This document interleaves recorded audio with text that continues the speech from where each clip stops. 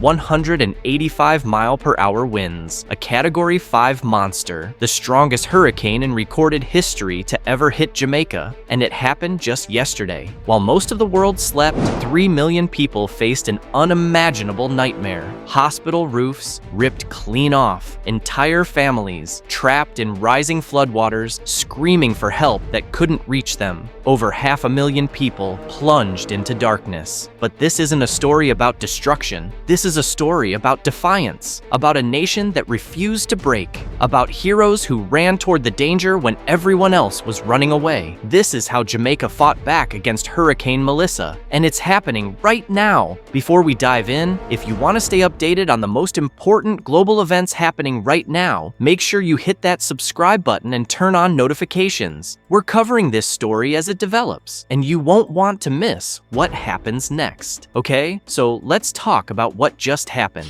October the 28th, 2025, 1 p.m. Eastern Time. Hurricane Melissa, packing winds stronger than Hurricane Katrina, stronger than almost any storm in Atlantic history, slammed into the small town of New Hope, Jamaica. This wasn't just any hurricane, this was a Category 5 beast, one of only a handful of storms to ever reach this level of intensity. And for Jamaica, an island nation of just under 3 million people, this was the nightmare scenario they'd been dreading for decades. The impact. The monster arrives. To understand just how terrifying Hurricane Melissa really is, you need to know this. When it made landfall, it was spinning with winds of 185 miles per hour. That's faster than a bullet train. That's wind strong enough to turn a piece of wood into a missile, to peel the roof off a hospital like it's made of paper. And that's exactly what happened. At the Savannah Lamar Public General Hospital, security cameras captured the unthinkable. In seconds, hurricane-force winds tore the entire roof off a section of the building, just gone, ripped away like tissue paper. Inside, doctors and nurses scrambled to protect patients, moving them to safer areas as rain poured into the exposed wards. But that was just the beginning. The flooding. In the southwestern parish of St. Elizabeth, officials reported something chilling. The entire region was underwater. Not flooded, underwater. Homes, businesses, roads, everything submerged beneath torrents of muddy floodwater that swept through towns at terrifying speed. And then came the calls for help.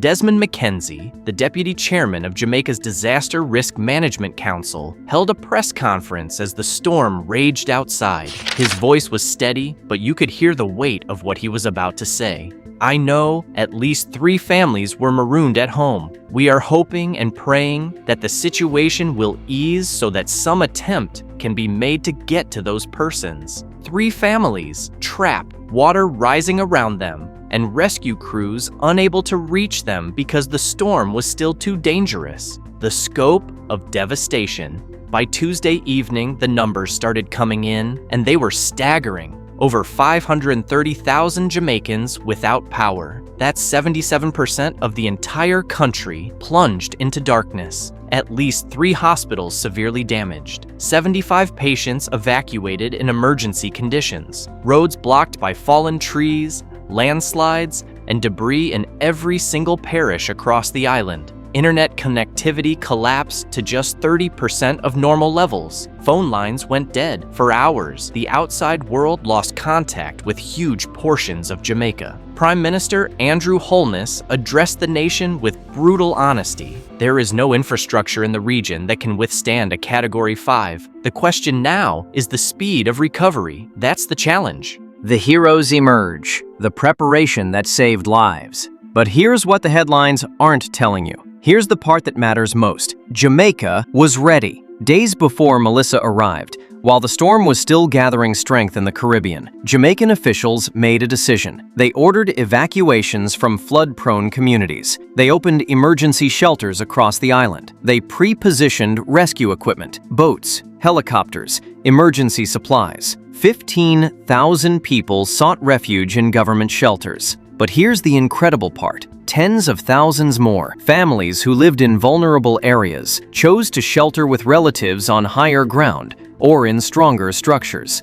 Colin Bogle, an advisor with Mercy Corps, said most families were sheltering in place despite the danger, hunkering down with loved ones, refusing to abandon their homes, but taking every precaution they could. The first responders. While the storm raged, Jamaica's emergency services didn't wait. They couldn't conduct rescues during the worst of the winds, but they were positioned, ready, waiting for the first moment they could move. "We have boats, helicopters, you name it," Mackenzie promised, and he meant it. At Black River Hospital in St. Elizabeth, even as sections of the roof were damaged and power failed, medical staff didn't panic. 75 patients were safely evacuated. The Ministry of Health and Wellness immediately began coordinating with other facilities to ensure continuity of care. The global response. But the heroes weren't just in Jamaica. Around the world, the Jamaican diaspora sprang into action. In New York City, home to one of the largest Jamaican communities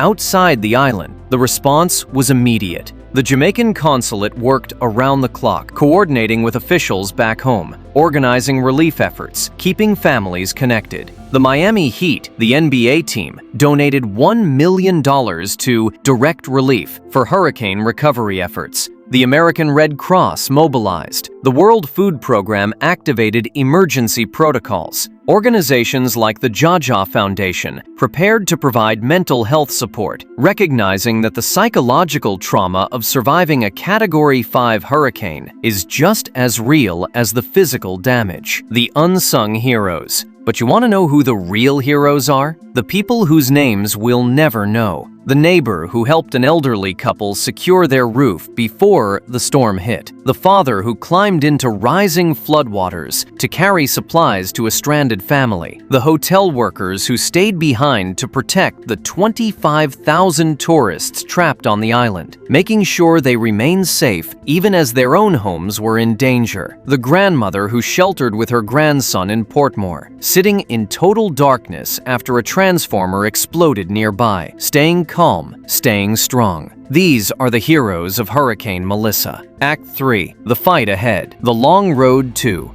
recovery. Here's the reality. Jamaica is still in this fight. As of right now, this very moment, the danger hasn't passed. The National Hurricane Center is warning that even though the eye of the storm has moved toward Cuba, damaging winds continue across Jamaica. Flash flooding continues. An additional 6 to 12 inches of rain is still expected to fall. In mountainous areas, where rainfall totals could reach 30 inches, the risk of catastrophic landslides is very real. But here's what's different about this story. Here's why I'm telling you that Jamaica is fighting back, not just surviving, the resilience. Jamaica has been here before. In 1988, Hurricane Gilbert, a Category 4 storm, devastated the island. It was the strongest storm in Jamaican history until yesterday, and Jamaica rebuilt, stronger, better prepared, more resilient. Prime Minister Holness declared the country a disaster area, yes, but he also said something else, something powerful. The question now is the speed of recovery, not if they'll recover, when, how fast. The government has already begun coordinating the distribution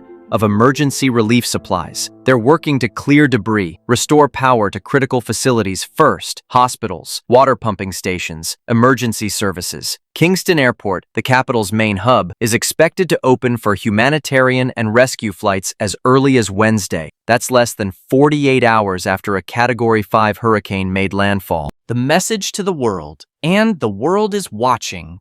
The world is helping, because this isn't just about Jamaica. Climate change is making storms like Melissa more common, more intense. What happens in Jamaica today could happen anywhere tomorrow. But if there's a lesson to be learned from Hurricane Melissa, it's this. Preparation matters. Community matters. Resilience matters. The families trapped in their homes? Rescue crews are coming for them. The patients evacuated from hospitals? They're receiving care. The 500,000 people without power? Engineers are already working to restore the grid. Hurricane Melissa is still a developing story. As I'm recording this, the storm is bearing down on Cuba with 145-mile-per-hour winds. It's headed toward the Bahamas. The Caribbean is still in crisis mode, but in Jamaica, even as the winds still howl, even as the rain still falls, the fight back has already begun. The heroes aren't waiting, they're acting. Right now. And that's the real story of Hurricane Melissa. Not the destruction, Not the death toll, not the dramatic headlines, but the unbreakable spirit of 3 million people who looked at the strongest storm in their nation's history and said, "We will rebuild, we will recover, we will survive." If you found this story as powerful as I did, do me a favor. Hit that like button. Share this video. Let people know what's really happening in Jamaica right now. And if you want to help, check the description below. I've linked several verified organizations providing hurricane relief to Jamaica and the affected Caribbean nations. Every dollar makes a difference. Subscribe for more coverage as this story develops.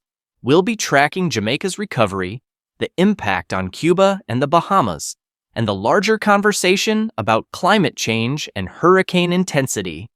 This is the news that matters. This is the story of human resilience in the face of nature's fury. Stay informed, stay connected, and remember, we're all in this together.